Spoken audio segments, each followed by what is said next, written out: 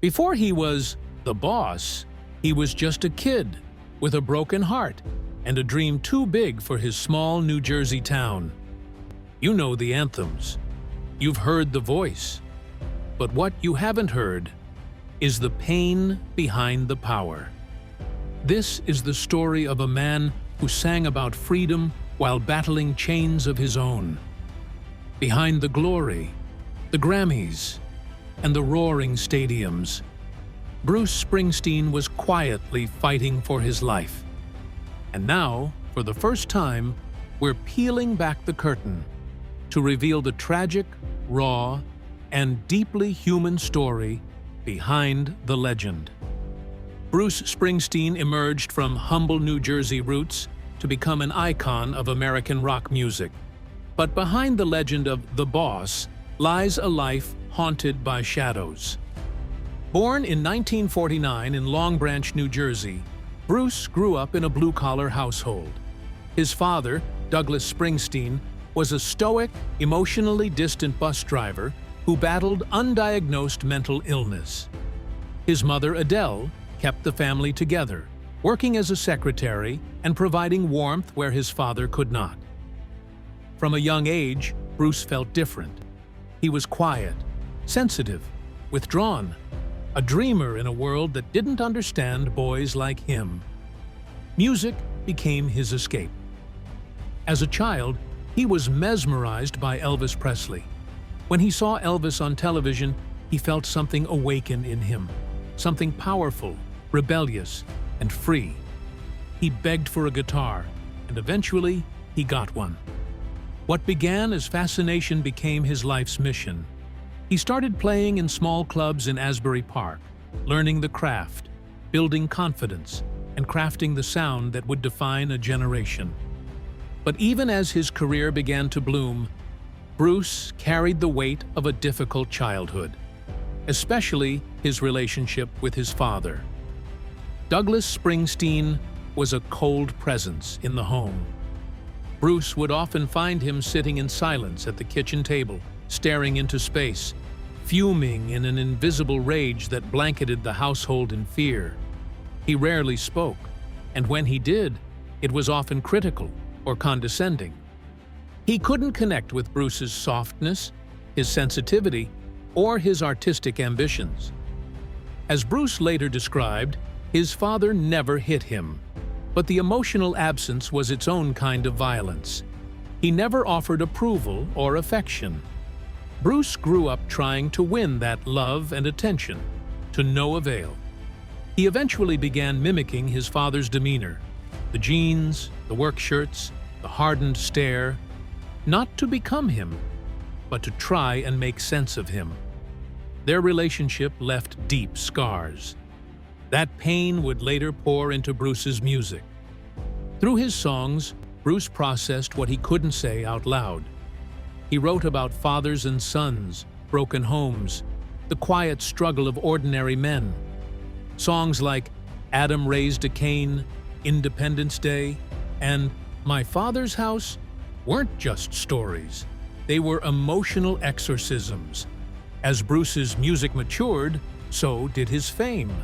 By the mid-1970s, he had released Born to Run, a masterpiece that catapulted him to international stardom. Suddenly, the shy boy from Freehold was being hailed as the future of rock and roll. The album's title track became an anthem for a generation searching for escape and meaning. But with success came the pressure to maintain the myth. Through the 80s, Springsteen continued to rise. Albums like The River, Nebraska, and Born in the USA solidified him as not just a rock star, but a poet of working-class America.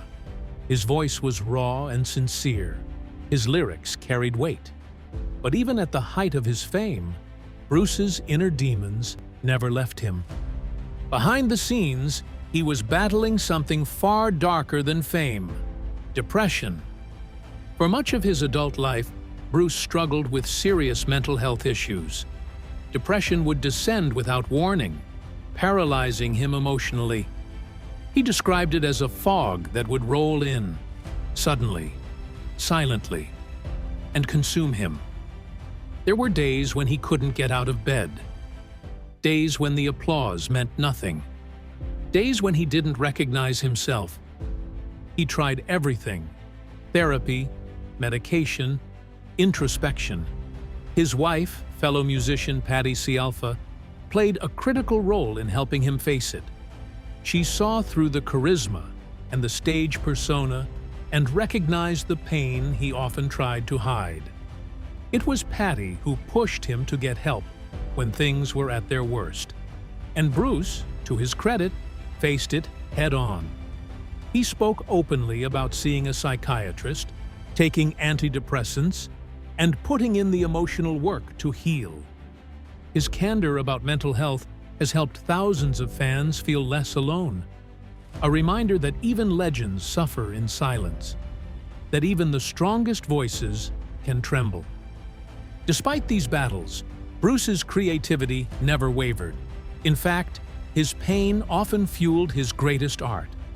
After September 11th, he released The Rising, an album that captured the heartbreak of a nation and reminded people of the power of hope. In the years that followed, he continued to evolve, experimenting with different sounds, from folk to soul to country. He performed for presidents, won countless awards, and even took his storytelling to Broadway in an intimate, stripped-down show that gave fans a glimpse into the man behind the music. But fame never healed the wounds of his youth. He continued to mourn the relationship he never had with his father. When his dad passed away, Bruce was left with a mixture of grief, guilt, and relief. The complex emotions of a son who loved a man he never truly understood. Throughout it all, Springsteen found stability in family. His relationship with Patti and their 3 children gave him the peace he lacked as a child. His bond with his E Street Band, particularly with the late Clarence Clemons, offered a brotherhood that was often more profound than blood. And yet, even with those anchors, Bruce has never pretended to be free of pain. He's often said that on stage, he feels alive. But off stage, the darkness waits. Performing is his medicine, his ritual, his therapy. It's the one place where he feels in control, where the sadness can't touch him. But the moment the lights go down, the silence returns. Today, Bruce Springsteen is one of the most celebrated musicians in history.